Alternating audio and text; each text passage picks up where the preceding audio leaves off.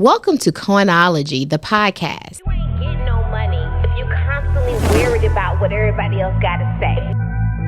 If you constantly got your eyes on what everybody else doing, you ain't getting no money. When it comes down to closing a deal, I get it done. Every single one.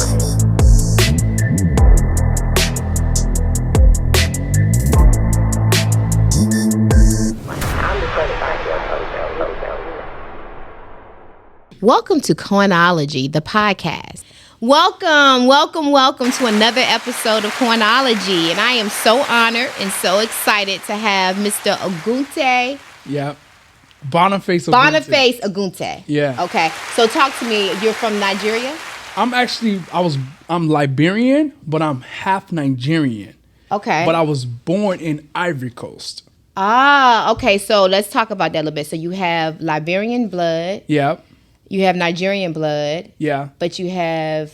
But I was born in Ivory Coast. Ivory Coast. So you have Ivory Coast culture. Yeah. And I actually was... When I was born in Ivory Coast, I moved to Ghana. So I was in Ghana for at least like about 2 years. Wow. So, okay. So you have Ghana, Ivory Coast, Liberia, and Nigeria. Yeah. Influence. Yes. Okay. Would you say, because a lot of times, growing up in the United States, there's a lot of ignorance. So many people think when you say Africa, they think Africa is like a city or a state. It's a continent. Yeah. So my question to you is, do you see much of a difference in those different? Like, do I see much of a difference of like people? The lifestyle. Is it very different, the culture between No. Liberia, Nigeria, Ivory Coast, and Ghana? No, not really. Not They're really? all pretty much the same. Food's They're just the same? Foods are similar. Okay. Something are different. People just prep it a different way, but they're all pretty much the same thing. So if someone were to ask you, what's your nationality? I would say I was raised in America. So like I came to America when I was like 4 years old. So So I've been here since I was 4. So 4, okay. All right. So for those who may not know, let's talk a little bit about who you are. Okay. Your birthday is today or when? Tomorrow? It's actually February 18th. February 18th. Yeah, it's on the 18th. Multi-millionaire, 28 years old. Yeah. Okay. Have lived in multiple countries, multiple continents, and basically can write a check for whatever it is that you want to do at the age of 28. That's true. Right? If someone were to say, who are you? In 5 words, how would you describe who you are? Ambitious, passionate, caring, loving, honest. Okay. So let's go back.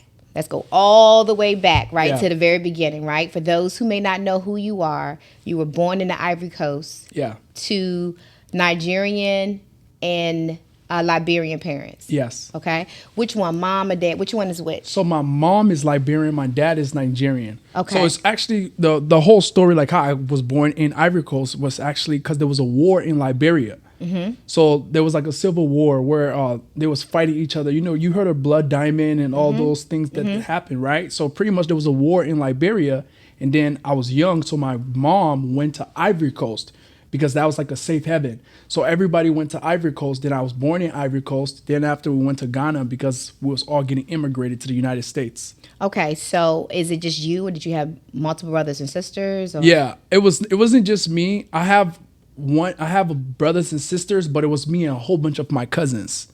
Okay. So did you feel as if because of the war and your upbringing, was there always a sense of anxiety? Was there a lot of fear growing up? Fear in what way? Fear of war, of death, of... It actually really wasn't. Like when I was growing up, I grew up in a very loving home. So like I grew up with my grandma. And with us, it was like we had our cousins. Everybody was around. So we never really looked at...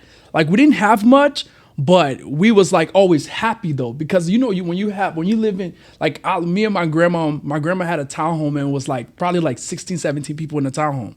Okay, that was once you moved to the United States. Yeah, that's when I moved. But before you got to the United States, you probably don't remember much. You were like 3 years old. So then you guys migrated over here. Yeah. All right. And once you migrated, your grandmother raised you. Yeah. So where was mom and dad during that time? So my dad was actually pretty young. So my dad was in high school because my dad had me when he was young. My mom was still in Africa.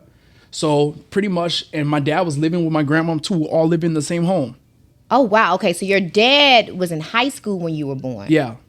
Wow. Okay. So how did the traditional African family handle that? Because that meant that you were born out of wedlock, correct? Yeah, I mean, like with our family, pretty much. I mean, I don't know how they handled that, but we all lived in the same home. Like my mom, my dad was there, my uncle was there. I think it was all about like he already had him, so you gotta keep him. Right. Yeah. The reason why I asked is because I am very familiar with the African culture. My husband is Nigerian. Nice. So, and I understand that family is very, very important in the African culture. Oh, yeah. And it is very unique to see teenage pregnancy. That's true. In the African culture. And especially the fact that your father's mom kept you, right? Yeah. All right. So how was your early educational Me, I started like everybody else, man. Like I came here to the United States. I didn't know anything. Like I was living with my grandma. I went to elementary, and when I was in elementary, I pretty much was just doing everything like everybody else, like playing basketball, just like any normal kid who's in America. You know, like I had the normal life. I went to elementary. It was a public school. It wasn't private. We all went to the same school. The first school I went to was Garden City. It was an elementary school. And then after I went to some other performing arts schools, but it was just like, it was public school too. And I just wanted to play basketball. That's all we knew because we wanted to find a way out. And we felt like the only way to actually be successful in life was to play basketball when I was growing up. So let me ask you this. So Ogunti, Yeah. am I pronouncing? Ogunti. Igbo, Yoruba. Okay. All right. And Boniface. Yeah. Is that a Nigerian name or? So Boniface is actually a French name. Okay. Because St. Boniface is like a church. So Boniface is like a pastor. He's a preacher. So pretty much that's how they named me after that. And face stand for beautiful because I have a beautiful face. Okay. All right. Speak it. I will say this too. I will say your mom spoke excellence because your name rings of one that will be remembered, right? Yeah. I think it definitely is one that will be very difficult to forget, yeah. Right? So were you good in school? I actually was not good in school. What? You're probably the first African man that I've ever met that was not really good in school. I wasn't good in school. Really? I grew up, all my friends was African American and white. Okay. I didn't grow up around like a lot of Africans. Okay. I grew up, all my friends was black, all my friends was white, and we went to the Boys and Girls Club. You know, it was just like I had a normal childhood. So it was like I didn't pass, like I barely passed high school. Okay. So where did you where were you going to school? Where were you? I was going in Minnesota. So Minnesota. Oh my goodness. Minnesota. I thought you were going to say Miami, LA. Nope. So how did your family end up in Minnesota?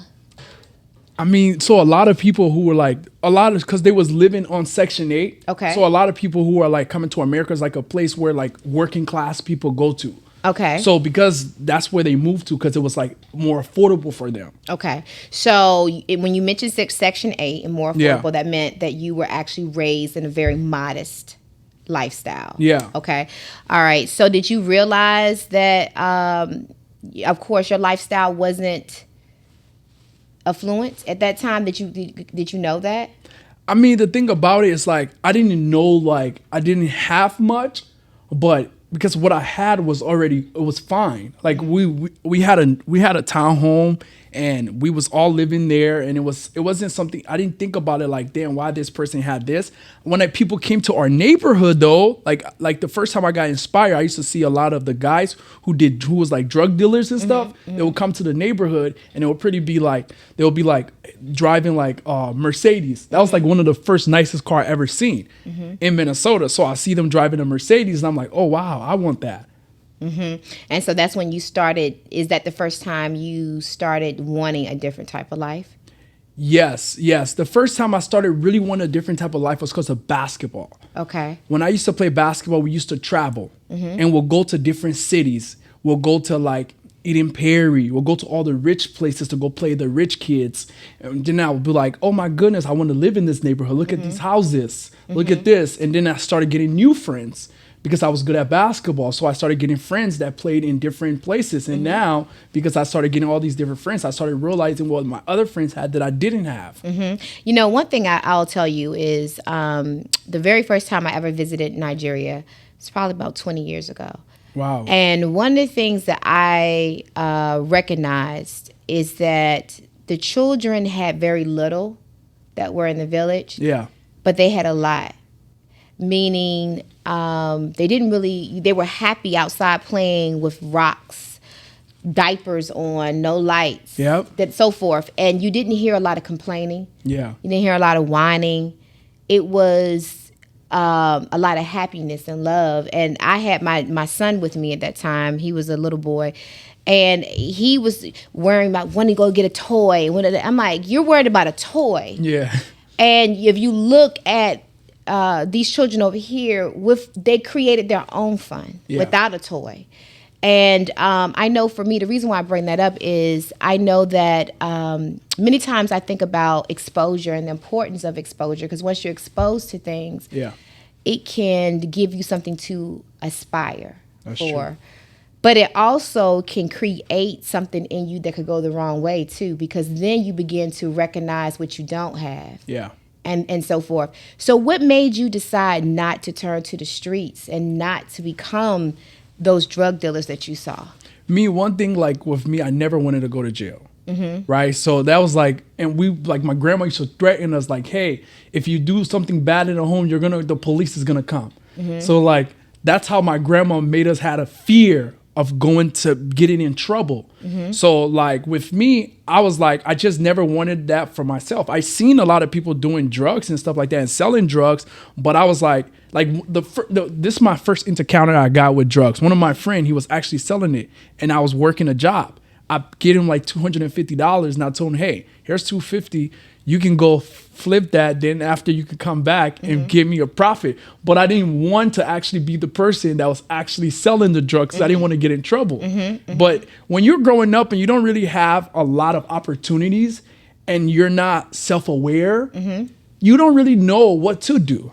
So like when my friends came around me and it was doing drugs and it was selling drugs, I didn't mind investing in their business when I was working a job and for them to make me a profit. But it wasn't something I wanted to actually personally do myself. So your mindset has always been sort of like, I'm going to be the financer. I'm going to be. Oh, yeah. Yeah, you guys go out there and take care of that for me. I'm going to just fund it. Yeah, one thing about me, like I grew up with my grandma, and because I lived with my grandma, I was the youngest. So my grandma always wanted, like my grandma, she forced me kind of to be an entrepreneur because all my cousins didn't want to do things around the house. So my grandma kind of made me do those things, but she paid me to do it. Like she would pay me like $5 every weekend to clean the entire house and go grocery shopping for everybody. So I would do that, and that's how I learned how to make money. And I was like only like 12, 13. And then after I got really good at like doing that, I started helping my uncles go to their house and clean their bathrooms for $20. I started doing that for my uncles and a whole bunch of all the family members, and I started making money. Like when my auntie would be moving, she would pay me to go move her stuff. And that's all I kind of did when I was young. Then I kind of learned how to hustle in that way. Then I also started like a clothing brand. Okay. So I started my first clothing brand. I made a lot of money doing it because I had kind of the popularity in school. So I was very good at basketball, so people like me. So pretty much my clothing brand, everybody started rocking it. All the different districts was like, yo, Bonnie, I want a crown. They all wanted my crown clothing. Wow. Okay, so were you actually white labeling them, or were you actually designing these? So I actually used to design. So me and one of my friends in high school, we pretty much like sketch up like a crown design, and we pretty much like just put it on the t-shirts and put it on pants, and we pretty much would just sell it after I finished playing basketball and football. We'd sell it to everybody and started posting it on Facebook and stuff like that. So did you know that you were going to be sitting in a seat right now at 28? I always knew I was going to be successful. Like, Okay, that's you not knew even I always knew I was going to be successful. Okay. I made a goal to make my first $1 million by the age of 21, and I did it. Okay, so let's talk a little bit about that. Did you end up going off to college? I didn't go to college. Okay. I went, but I dropped out. Where did you end up going? So I went to North Hennepin. So pretty much after high school, all my friends pretty much left off to college. I actually got not a full ride scholarship to Santa Barbara, but because I was playing basketball, I got like a partial scholarship. But my dad didn't want me to go because he didn't want me to pay money to go to a school in California. So he didn't sign the paperwork, but I ended up going to North Hennepin Community College. So I went to the community college, and I was in a community college, and I got on academic probation. Because I didn't want to pay attention in school because I was already making money. Like when I was doing my clothing brand, I was making money off my clothing. I started a recording studio. I used to airbrush shoes. When I was airbrushing shoes, I used to take the money from that, flip cars, and I used to sell iPhones on Craigslist. So I was doing so many different things. So you were already making a bank. Oh yeah. I was by the time I was like 16, 17 years old, I made $20,000 in the summer. Airbrushing shoes because I had to though, because like with my grandma kind of like I didn't have my dad couldn't buy me things. All my other family, all my other cousins, they had their parents, they had people that could do things for them. I didn't have that, so I had to be creative. So was your dad and your grandmother, were they upset when you dropped out? My dad didn't really care. My grandma, when I dropped out of college, I wasn't really connected with my grandma at that point because I left my grandma right before I went to high school. In the 9th grade, I left my grandma's house because she went to California to live with my auntie. Okay, so who did you stay with at that time? I went to my stepmom's house now, Martha. Okay. And how was that relationship between you and Martha? Wonderful. Okay, good. So then she didn't have a problem with you dropping out? No, she did. She did have a problem with me dropping out. She said if I was gonna not go to college, I was gonna have to pay bills in the house. So I was like, okay, cool. But I was already making money, so it was like, okay, that's fine. But that's not, I can't say back then because you're only 28. Yeah. But that's back then though. But that's not really. But I do know that back in the day, if you dropped out of school, many times people just immediately assumed that you were going to amount to nothing. Oh right? yeah, no. They didn't think nobody. I was like one thing about me growing up, I was happy. So people looked at me like, this guy's always happy. Like he's never gonna be successful. Like I was the person who nobody thought would be successful but became successful. So nobody else could see it, even though you were selling. Shoes. I was selling shoes and doing those things, but I was goofy. I was like goofy. So they didn't really believe. Yeah, that you get what I'm saying? I was goofy. They was like, that's Bonnie. There wasn't think like. They knew I was gonna do something with my life, but not as much as I have done now. Okay. The person I am today, like, if I go to Minnesota right now, people are like, "Damn." Well, do they ever see you? The Minnesota folks, are they hitting you up? Oh yeah, of course. They probably say, "Can I get a coin?" Oh yeah, they always. Yeah. I seen a picture on Instagram that was like, if anybody asks you for money, send them a screenshot of a bank account that shows $0. I know that's right. Okay, so you decide, okay, I'm gonna step out of school, and that primarily is because you were bored. And did you feel as if you could make more money outside of going to school? What was your whole purpose of dropping out? So the reason why I dropped out of college is because like I wasn't paying attention. So I didn't even drop out. They kicked me out because I was on academic probation. It was pretty much saying, hey, you can't be here. You can't be here anymore. You have to actually go because you're not paying attention in school anymore. So you can't stay here.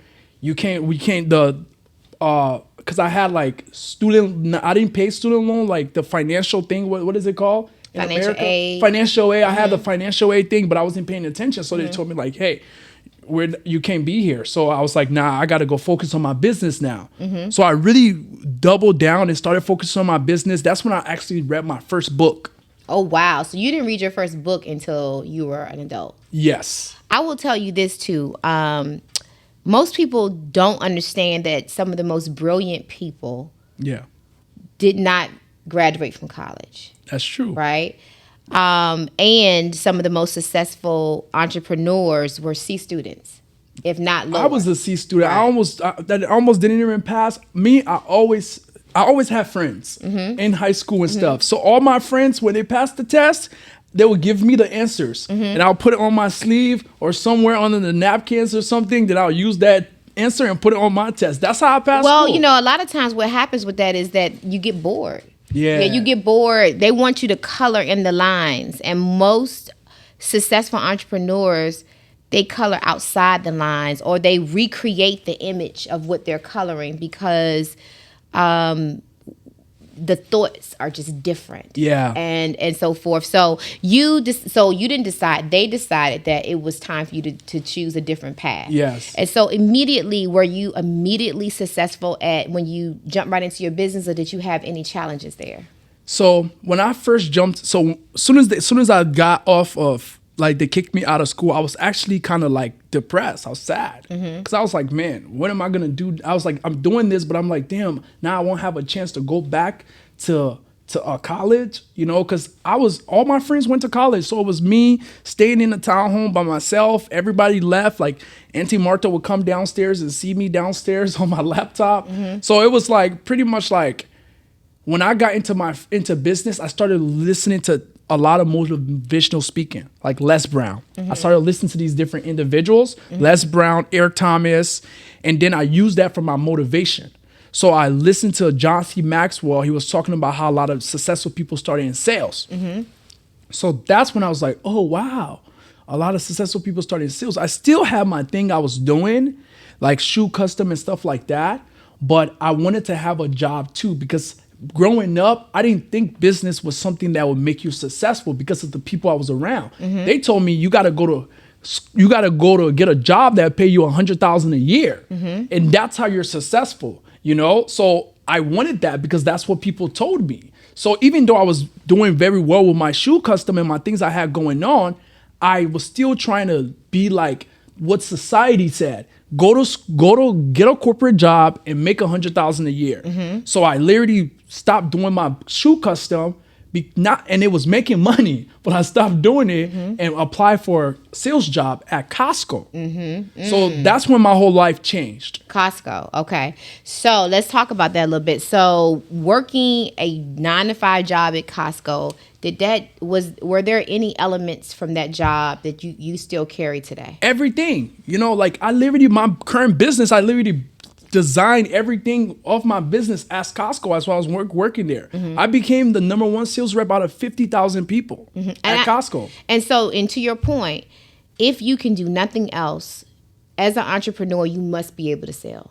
You got to sell. And if you cannot sell, that's one of the things I talk about. I have people that always come to me and they say, oh, I hate talking to people. I hate sales. I hate this. I hate that. Well, if you do not like sales, I will tell you to go and apply for a job. Yeah. Because in order to be successful as an entrepreneur, you have to sell every single day. You have to sell your product, your services, and yourself. That's true. And if you can't do that, you need to go and get a job. And it's okay, because guess what? Entrepreneurship is not for everybody. Yeah. Everybody isn't good at selling. Yeah. But if you're not a salesperson, you're not an entrepreneur. Yeah, that's true. Period. But right? a lot of people, the thing about it is like they don't believe in themselves and their product. You know, that's really what holds people back from selling. Like you really got to believe in what you do. You know, and that's why I tell any person who's trying to get into entrepreneurship, whatever it is you're doing, find a passion in it, believe in it. Because if you really, really believe in it, people are going to buy into it. That's just how people are. People gravitate off of your belief. Of what you can do. So you made your first meal at 21. Yes. Okay. How did you do that? What e-commerce. E-commerce. Okay. So talk to us a little bit about your intro to that, because I know you didn't just one day fall onto John Maxwell or whomever. Someone had to have introduced you to this mindset, right? Yes. So one of my friends in high school, he used to look up to me too. So he pretty much gave me this book called The Slight Edge. His name is Laddie. He gave me this book called Slight Edge, and I read the book, and it was talking about savings and just different things in the book. And I was like, oh my God. I started reading the book. Then now I got curious, because when I was playing basketball too, though, when we was young, we had to, like, I used to watch a lot of YouTube videos, and from people playing basketball. Like, let's say I watch Russell Westbrook. He will have a voiceover of some motivational speaking over that voiceover on YouTube of him playing the sport. So I used to use those different motivational talk, like 50 Cent. 50 Cent, get rich or die trying. I used to listen to those things. Diddy, I used to listen to all the Diddy motivation that he had on YouTube. Every single celebrity who was Rick Ross, I used to listen to his motivation. And that's what made you say, I think that's good too for this generation, because you guys have exposure and access to so much information that wasn't there before, right? Yeah. So the ability to be able to think outside the box is so much greater now, because every time you turn on, you pull your phone out and you start scrolling, it's there. Yep. It's there. It's there. It's there. So I think that's great. So, all right, you made your first meal. E-commerce, was this something, your own product, or were you doing drop shipping? So I'll tell you how. So pretty much I was working at Costco, and then I went to this convention for Costco because I was like crushing it. So they gave me this award. So one of my friends from high school hit me up. He was doing like 30 grand a month with a blog. So he was like, yo, Bonnie, I'm making like 30 grand a month with this blog. I put Google ads on these blogs. At the time, I didn't know what Noah was talking about. I was like, what? Noah, bro, I don't know none you talking about, bro. Keep that to yourself. So pretty much he was like, come meet me at Applebee's in Minnesota and I'll show you what I'm doing. So pretty much we met up. He started showing me how he was doing all these different blogs and writing articles and stuff like that. I was not the best speller. So I instantly, ChatGPT was not around. No, it wasn't. Right? So I instantly was like, man, Noah, bro, you're a nerd, bro. I can't do that. So I was like, Noah, bro, I can't do that. So pretty much I left Noah, but when I left Noah though, I went back to Costco, and then another guy came into Costco. He was like, all these kids are making money online. And this was like 2015. It was like, all these kids are making money online. And I was like, man, Noah just told me about how he was making money online. He showed me all this. I need to go research this making money online thing. I did the smartest thing I ever did in my life. I went on YouTube. I typed in, how do I make money online? I was like, whoa. And when I was young, I didn't look at things like, you know, a person would say, hey, go on YouTube and type in, how do I make money online? People really be thinking when people are like, hey, I'm making 100 grand a month online, I'm making 10 grand a month. They think those things are unreal. When I was young, I didn't think that. You know, I didn't think. No, I agree. I mean, not only that, I remember back in the day when someone would say, when I used to work in corporate, and I remember someone would say, oh, I make great money. I make $250,000 a year.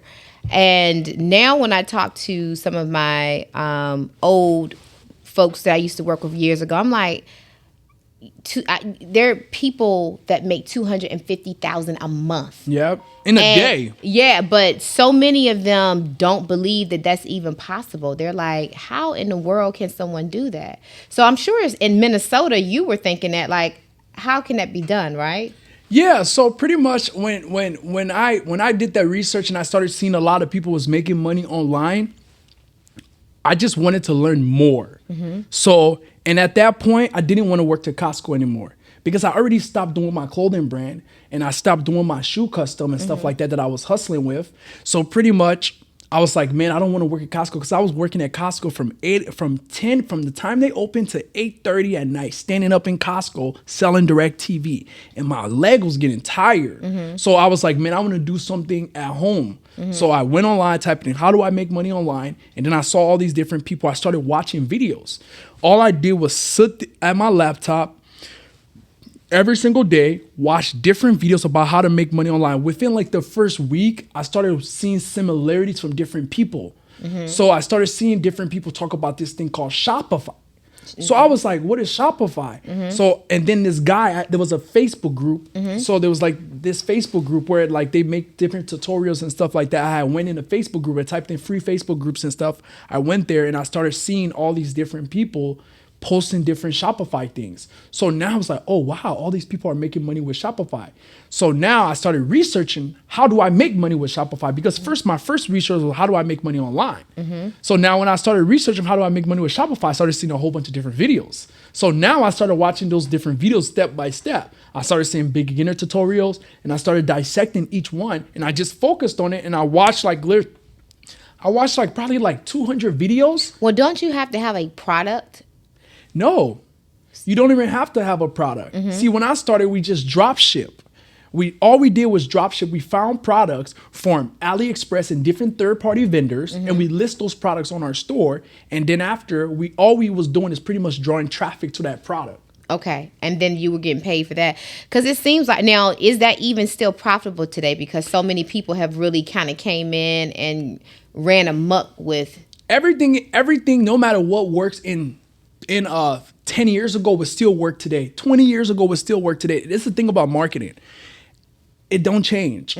Like the same strategies from your granddad is the same strategy that we still use today. No matter what time it is, marketing, direct marketing always is going to be there. It's all about now being unique. And I think also being unique, and also taking advantage of tools, though, because there are things that we can do today that my grandfather couldn't do. That's true. Right? There was no Chat GPT then. There was no Instagram. There was no Google, no Yahoo. To be an entrepreneur back with my grandfather, which both of my grandfathers were entrepreneurs as well, you were really truly hardcore, no joke. Yeah, that's true. Right? That's no joke. That's true. You really had to get out there. That. So, but it seems like the whole drop shipping thing has. Let me share this something someone shared with me about drop shipping. I want to know your thoughts. So one of my girlfriends, she shared with me. She said one of the biggest scams that Americans have fallen into. Is drop shipping, specifically with our Chinese and foreign countries. And she said because what happened, let's say the hair industry. Remember back in the day, everybody was trying to sell hair. And everyone was selling hair. They just put their own brand on, and then they did drop shipping. Well, what they ended up doing was giving all of the Chinese companies overseas the contact information for all their clients. Think about it. And then what happened was the Chinese companies slowly but surely increased their prices over time, whereas the African-American hair owner here could no longer make a profit because the hair became so expensive. And so the people over in China was selling the hair now for the amount that the folks used to be able to sell it for. Squeezed the black small business owner out of business. And now the Chinese folks have all of the clientele for hair, and by the way, they have all of our contact information for all of our clients because of drop shipping. What are your thoughts about it? Do you think we're giving our information, our intellectual property to... I mean, you could protect that. You don't have to give your information to any vendor or supplier. Like if I have a customer base, I wouldn't give this vendor or supplier access to my customer list. Well, how would they drop ship though? So, how would they be able to fulfill the orders? Yes. If they don't have your name and your address, how would they fulfill the order? There's different softwares you can use to be able to just there's AutoDS, there's CJ drop shipping. There's so many different softwares you can use. I understand your point where you're coming from. You're saying that for them to be able to fulfill the order, they need their information, which I understand that. But when you're starting out, like a lot of people starting out and they're trying to make some money. Like when I started out drop shipping and stuff like that, I didn't have a lot of money. So because I wanted to make money and I just needed something to sell. That's right. And you could find these products for very low cost. And the strategies that used to work back then is a totally different strategy that is working today. Like the strategies that we used to use back then, we used to do a lot of things called free plus shipping. So we'll basically find products that was like zero. You can literally get it for less than $1. Like less than $1. Like let's say we're selling glasses. We'll get the glasses for like $2 and sell it for $35. Let's say we're selling passport covers. You can get passport covers for like less than a cent and sell it for $10. So like that's the market that we used to just get products that was less than $5 and sell those for like 30, 40, 50 bucks. That's how we had a lot of profit margin back then. But now drop shipping has evolved. Like if you're going to do drop shipping now, you have to create a brand. You can't just go to AliExpress, Alibaba, and just go find some. Not like you can definitely do that and make some quick money. Like there's no, like you can go on AliExpress and go on Alibaba, get a product and literally start running it on TikTok or something and make some money. Like you can do that. But longevity, it's not gonna last. You really need to create a brand. Like something that you can create your labels, your designs, where you can market that brand, and over time, people just know that brand and they buy into that brand. Any product that brand has to offer, they buy that. So, and one of the things we talk about is important for you to build your tribe. Yes, building a tribe is everything. And I noticed that on your Instagram page, you have upwards to 1 million followers. Yeah. Let me ask you this. So what are your thoughts on, there's so many school of thoughts on followers, right? Yeah. You have some people who just want to have the numbers. Yeah. Then there's this whole look on the engagement. Yeah. And then you have some that are micro-influencer that may have smaller numbers, but the engagement is higher. Yeah. What do you think is most important? The number, the engagement? What are your thoughts? Depends the purpose I'm trying to do. Like if I'm trying to pretty much pay an influencer to do a marketing campaign with them, first thing first, I'll really look for authorityness. Like who have the most authority. Like I'll get influencers and celebrities who have huge authority in the marketplace that everybody know of, and I'll use them to actually do a campaign with them.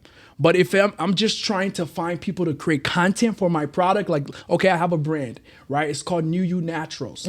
We sell collagen and a whole bunch of different type of product. If I'm having a lot of different people create content for that product, I'm not going to find a big influencer. I'm going to use somebody that's micro influencer, somebody that they don't even have to have 10,000 followers because I can pay them something cheap to create content for my product.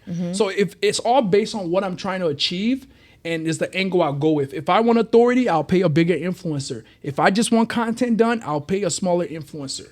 But how do you know which influencer is, because for instance, at this point in time, you can have someone with a lot of followers and those followers may not be real. The big influencers? So like me, I have a lot of relationships. That's something that I'm really like, I cultivated over the years. I know a lot of big celebrities. So they're all, these people, everybody knows. Like these are people like you grew up watching, like all the big celebrities is the one that I use when it comes to actually doing campaign. Comedians are the one you can never lose when you're doing a campaign with comedians. Just because comedians, everybody watch a comedian page. Like one of the best comedians that actually I did promotion with that made me a lot of money, like was Haha Davis. Haha Davis. He has a really good page, just hilarious. So we made a lot of money together. Like those individuals, you really gotta look at the people that's it, and they're popping, they're getting a lot of engagement. Everybody's watching that page, but comedians, they have a lot of engagement. So I noticed that you typically stop in someone's inbox, right? Yeah. How do you determine if this person is someone that I want to engage with? So pretty much when it comes to marketing, there's different strategies of marketing. There's outbound marketing, like going and reaching out to people. You run cold traffic and people come to your platform. You do retargeting ads, people who engage with your platform, you send them advertisement campaign. There's different type of strategies. So it all depends on the offer. Like if I'm selling an offer where it's most tailored to coaches and consultants, because like e-commerce is something that I grew up doing and made me a lot of money to learn how to market. But I work with a lot of coaches and consultants and help them because I made a lot of money doing e-commerce, but I also made a lot of money doing coaching. I made over $10 million just because of the coaching industry for me helping other people doing the same thing that I did. So now I've acquired this skill set to learning how to create a webinar, how to set up automation campaign, how to build a team, well-structured team, how to hire salespeople. All these things is things that I learned for becoming a consultant that if I'm trying to work with a consultant, a lot of consultants are not hanging around on social media waiting for them to see your ad. You need to reach out to them because that's the only way they're going to see your ad. But how do you determine if this is the person that I want to reach out to?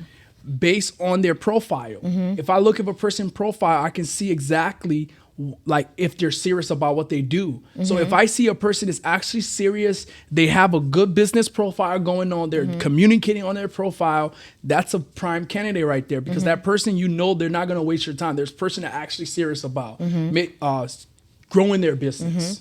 So, and I noticed that you're still heavily involved in your business. You have not stepped away from your business, right? So I did step away from my business for a while, but I had to come back to my business. So let's talk about that. When you stepped away, what did you notice? What happened that made you say, I need to come back? So I made a lot of investments. The first investments I made, I spent $1 million on that investment. I don't want to talk about it, but I lost $1 million. So I lost $1 million on that investment, but then I did another investment, which is good too. And I invested in Africa, bought like over 50 trucks, me and my dad. And then we run that today. And pretty much with that, I didn't want to do the internet marketing thing anymore.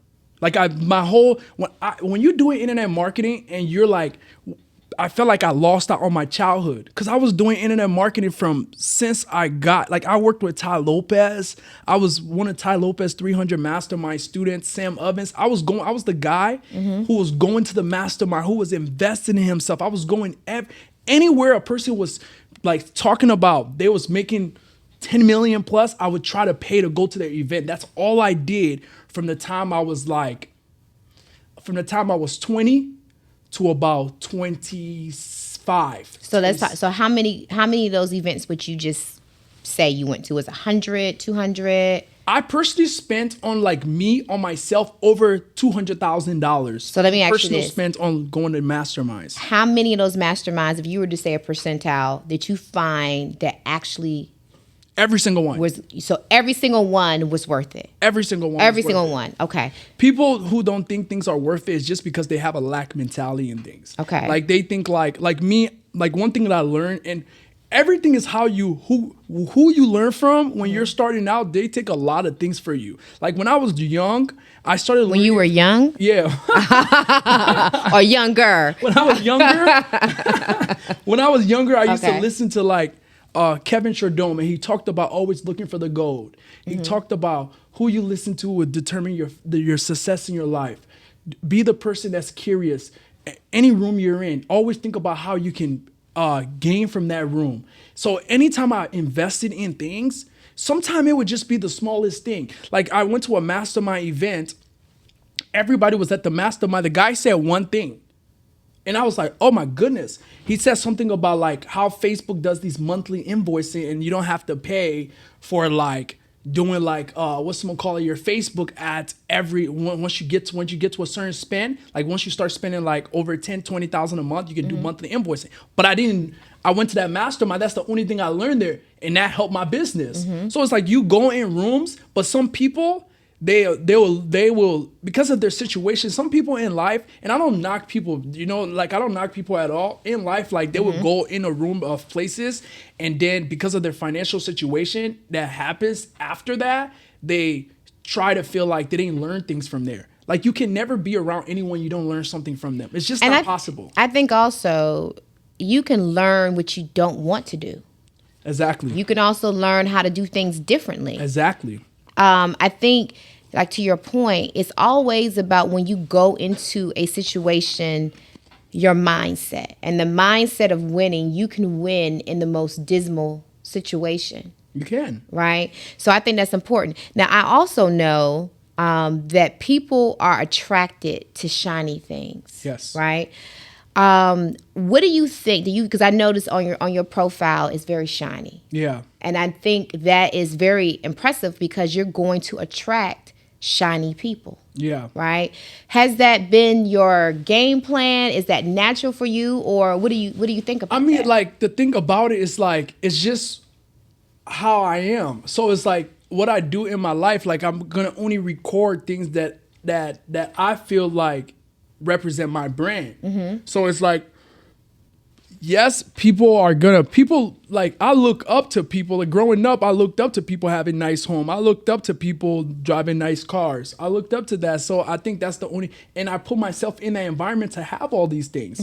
So it's me, I just show pretty much my normal life. But that will attract people who want that too. Oh yeah, of course. It would do really well for your business because I have tried in the past, like doing marketing where it's just like I used to travel. Like I have so many places I've traveled, but I never post the content. And then I started posting the content and people started reacting to it. I was like, oh wow, people really like when you post stuff like this.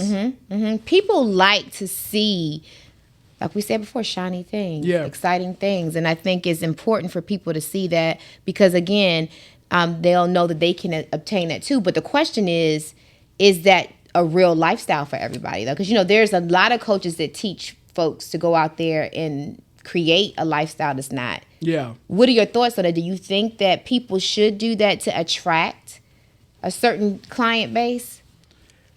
When it comes to any product and service, all that matters is what you're communicating out of your mouth. Like you don't need to have a nice car. You don't need. But let's be real about it though, Boniface. Yeah. If you're telling me you're going to teach me how to make $1 million and you don't look like $1 million yourself. Yeah. I get what you mean. That's true. I think and I'm not saying that you have to be shallow. Yeah. But you have to realize that people, they buy with their eyes and their mind before they pull out their wallet. That's true. Right? That's true. I know that people will spend their last. Yeah. They'll find the money if their mind and their heart wants it bad enough. That's true. Right? And the gateway to the heart is through your eye gate. That's so true. it is important. Yep, it is true. It's definitely important, but like you are right. Success always leaves clues. Like you like if someone is successful, it's always gonna show. Like it's just not possible to like once you have money, money is just something that just reflects from your skin, from you. You know what I'm saying? Yep. So it's like your smile, your skin, you can look at a person. You could take the exact same person from when they had money and when they didn't. And you're like, wow, wait a minute. This is the same person? Yeah. It exudes. Yeah, it exudes through them. So let me ask you this. So when you started working with your first set of celebrities and things of that nature, what do you think you did that attracted them? So I personally spent over $2 million on my face. On your face? On my face. 2 million. Okay, let's talk about this face here, Boniface. I think your name really is Boniface, okay? So what I mean face is like people seeing my face in the marketplace. So I was posting on Shade Room. Okay. I was posting on World Star. I still post on these platforms to this day. On Spiritual World, all the different We were just talking about that, and someone else had a different mindset. Let's talk about it. You posted on those. Was it beneficial for you? Yes, 100%. Okay. You know, all right. Everything is about your system and what you're bringing to the market. Like, if you run an ad and people comes to your page and you don't have no way to actually making a profit off that ad, that's not the platform fault. That's your fault. Right. Because you didn't have proper systems set up. A lot of people, like I've been using these platforms for a long time. They bring a lot of traffic. It's just about converting those traffic. Yeah, because a lot of people bring traffic to their page and then what? And nothing. Then they don't do nothing, or they're lazy. They don't have a team in place. They don't have infrastructure. They don't have people in their Is it lazy or is it just that they just don't know what to do? They probably just don't know what to do. Right. But over time, because I started a long time doing marketing, and when you have a product, you're gonna, when they just don't know what to do. Let's just say they don't know what to do. Right. So you spent $2 million on getting the exposure. Yeah. How much would you say you made off of that $2 million investment? Over the years, I've made over $10 million. Okay, good. So you because I tell people this all the time, your investment, in order to know if you won or not, you should make at least 3 times the amount you invested. Yeah. If you didn't make at least 3 times the amount that you invested, you got to look at that again. So you obviously have done that, right? Yep. Right. So so that is what pulled the celebs in. Folks just started inboxing you and everybody, Tyrese, everybody. Like I literally, Soulja Boy, every single person on social media. When I going hard, like now I'm like my new stuff that I have coming up. We're about to start going really hard on social media, but like. People are going to see what you're doing. Like when you're promoting yourself, everyone wants to know why do I see this person so much? And what is he talking about, right? So, you just keep seeing them, and after a while, you gotta bother people. Yeah, you gotta bother them. No, like you gotta make people like, what? People used to be like, oh my goodness, can you guys take this? Like I would pay Worldstar, I'd be like, hey, here's 80K, don't post anyone. Like any ad, like we'll talk about what it really takes to win. Okay. We'll talk about that. Okay, I want to talk about that next. Okay. We'll talk about what it really takes to win, right? So I'll pay like these different blogs and I'll be like, hey, post this every day. And then after they will just post me every day in between their different things. So what does it take to win? Let's talk about it. What it really takes to win. Yeah, what does it really take to win? You people can you cuss on here? You can cuss on here. People are not fucking around. That's right. Okay, so let's talk about it. Like, what are they doing, Bonnie? What does it really take? Because, okay, let's say that you take a little regular everyday person that walks into the room. They don't have $80,000 to pay Worldstar. So what is it? You don't have to start from $80,000. You know, I started when I first started doing promotion on, it was like 2015, 2016, when I started doing like blogs and different celebrities posting. I was probably paying like about $25. Okay. And then I made like $1,000 off of that. It's all about being disciplined. What it takes to win, people really have to realize that. People are not fucking around. That's right. Like a lot of these people out here, it's life or death to them. They're providing for their family. That's right. When you're going out there in the marketplace right now and you're making money with your friends and things like that, and when you're trying to get to like 7, 8, like $1 million is cool. Anyone can make $1 million. You can trip and fall and make $1 million. But let's say you're trying to get from 5 million to 10 million. All you're doing is beating people.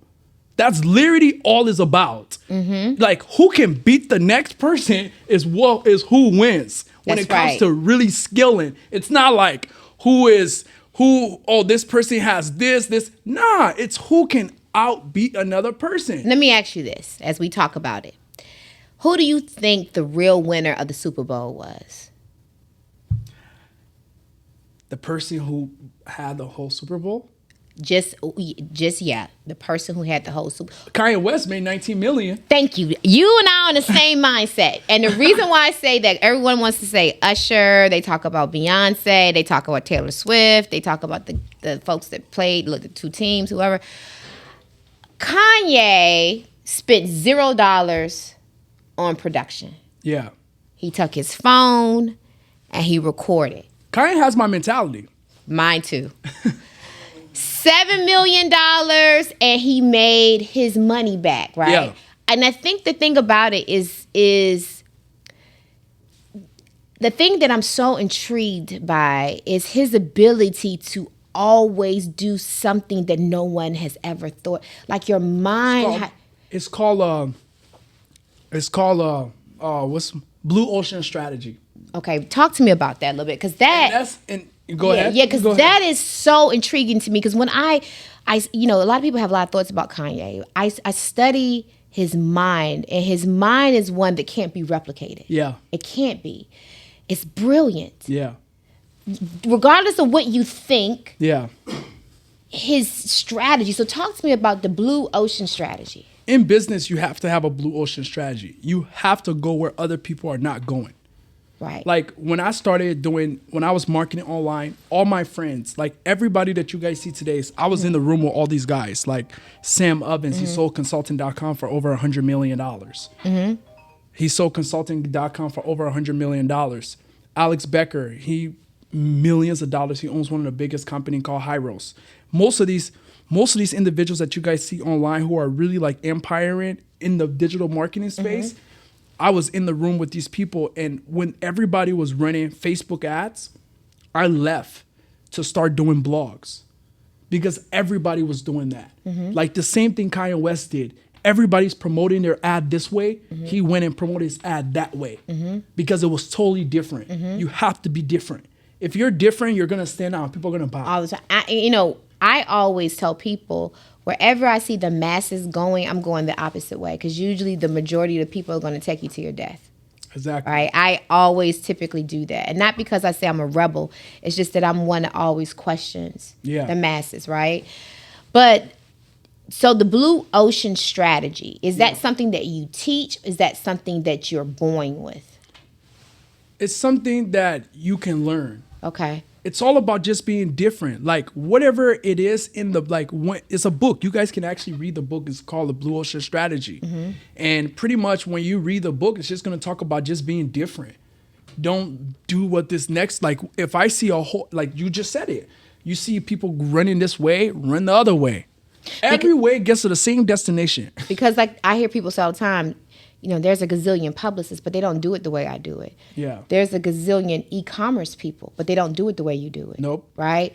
So I think that's the part people need to realize is that it's not necessarily just the industry. Yeah. It is actually being able to come in there and identify what makes you different and unique in the industry. And that is what gets you to the front of the class very fast. That's true. So what can we expect? What's next for you? I mean, right now, over my life, I've been running a lot fast. I think like right now in my life, it's time for me to slow down. Okay. You know, like in my life, I've been like, I made a lot of money. And then I was like, oh, I want to do this. I want to do that. Like I did so many different things. Like sometimes I sit back and I'm like, wow. So like now I'm just like trying to just slow down and just like think about maybe my next thing I need to do. Maybe stay put at something and just do it. Maybe when I'm 30 years old, I would be like, hey, I want to try something different. I want to slow down now. You ready to have a family? Yeah. Okay. You ready? So have you found that special person yet? Yeah, of course. Okay. What does it take for that special person to catch the eye of someone like Boniface? Really, it's really about, like me, I like people that I can relate with. Like when I used to go on a lot of dates with a lot of women, but it was like, damn, I can't really relate to her. Like I'm the type, like I'm 28, right? If I'm dating a woman, I want to remember how we used to, like your childhood days, we used to watch this certain type of show and we could talk about that. You know, like, oh, we used to watch this show. You remember that show? You remember we used to watch, what is it called? That's So Raven? You remember all that? Like, I like to be with somebody where I felt like I grew up with. Like, even though they're in a different place, but it's like we kind of have something similar with each other. So it's like, it's synergy. And then also, when it comes to a woman, I really like a woman that's willing to learn and also like a woman that has her head on her shoulders too, that knows what she wants out of life. She's not like the person who's like trying to do what her other friends are doing. I like women who are pretty much experienced because I feel like, because I'm very experienced, I feel like if I'm with a woman who's not experienced, I feel like me introducing her to my life, she's not gonna be able to like, she's gonna have shiny object syndrome. Because I have a lot of successful friends. You get what I'm saying? So pretty much like, I like a woman who already been around a whole bunch of successful people. You want someone that has her own line of success too. Yeah, she already been around successful people. She know exactly how it is to be around people who are successful. It's not like, oh, you're hanging around now, you're like, you know what I'm saying? Because you date a woman. You're not looking for a groupie. Yeah, not a groupie. You know, not a groupie. Someone who's already has been around success before. Accomplished. Yeah, accomplished. Okay. Accomplished. Okay, well, this was a great conversation, right? And I think that if anybody wanted to glean some nuggets, they definitely can. I would definitely recommend you to probably watch this episode a couple of times because I'm sure you dropped several nuggets in this episode. And I'm very excited for the folks to actually see this episode. Oh, yeah. Very excited. Oh, yeah. We'll say happy birthday to you. Thank you. And I want to say thank you guys for tuning in, and we'll see you next time. Get no money if you constantly worried about what everybody else got to say. If you constantly got your eyes on what everybody else doing, you ain't getting no money. When it comes down to closing the deal, I get it done. Every single one.